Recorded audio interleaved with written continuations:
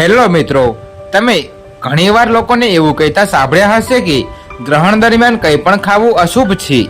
તે જ સમયે લોકો ગ્રહણ દરમિયાન ખોરાક સાથે સંબંધિત દરેક વસ્તુમાં તુલસીના પાન ઉમેરે છે. તો વડીલોનું માનવું હતું કે ગ્રહણ દરમિયાન કંઈ પણ ખાવામાં આવે તો તે પેટમાં જઈને ઝેર બની જાય છે. પરંતુ આની પાછળનું સત્ય શું છે અને દંતકથા શું છે અને આ અંગે વિજ્ઞાન શું કહે છે તેની જાણ હોવી જરૂરી છે. જો આપણે આધુનિક વિજ્ઞાનમાં માનીએ તો તેના અનુસાર જો ગ્રહણ દરમિયાન કંઈ પણ ખાવામાં આવે અથવા કોઈ કામ કરવામાં આવે તો આમ કરવાથી ડરવાની જરૂર નથી. જો કે પર્યાવરણમાં ફેરફાર કોઈ પણ રાંધેલા ખોરાકને બગાડી શકે છે. લોટ, કઠોળ કે ચોખા જેવા કાચા ખોરાક પર ચંદ્રગ્રહણની અસર થતી નથી, પરંતુ જ્યારે તેના કિરણો રાંધેલા ખોરાક સુધી પહોંચે છે ત્યારે તે ખોરાકને બગાડી શકે છે. તો મિત્રો, તમને જણાવી દઈએ કે ચંદ્રના આવા ઘણા ચક્ર છે જે અલ્ટ્રાવાયોલેટ કિરણોને આધારે છે અને ખોરાકને દૂષિત કરી શકે છે, જે તમારા સ્વાસ્થ્ય પર પણ હાનિકારક અસર કરી શકે છે.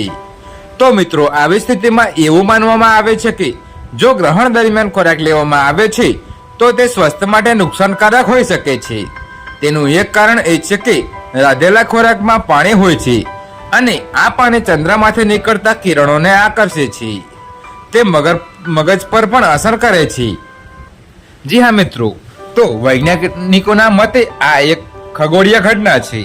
જ્યારે પૃથ્વી, સૂર્ય અને ચંદ્રની વચ્ચે આવે છે ત્યારે ગ્રહણ થાય છે.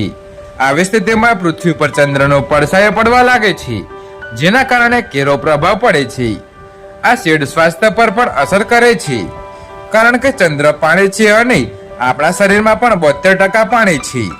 તો આવી સ્થિતિમાં ચંદ્રનું પરિવર્તન મગજ અને શરીરમાં પણ પરિવર્તન લાવી શકે છે.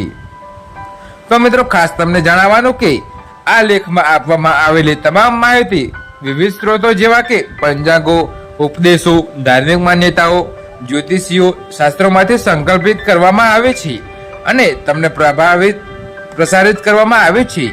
તો અમારો હેતુ માત્ર માહિતી પૂરી પાડવાનો છે. અમારી ચેનલ આની પુષ્ટિ કરતી નથી, જો કે તેના માટે કોઈ નિષ્ણાતોનું માર્ગદર્શન લેવું. તો મિત્રો, તમને અમારી આ સ્ટોરી કેવી લાગી કમેન્ટમાં જરૂર જણાવજો અને અમારી ચેનલ પર નવા છો તો આવી બીજી અવનવી સ્ટોરી જોવા માટે અત્યારે જ અમારી ચેનલને સબસ્ક્રાઇબ કરી દેજો. તો મિત્રો, વિડીયો પૂરો જોવા બદલ ધન્યવાદ.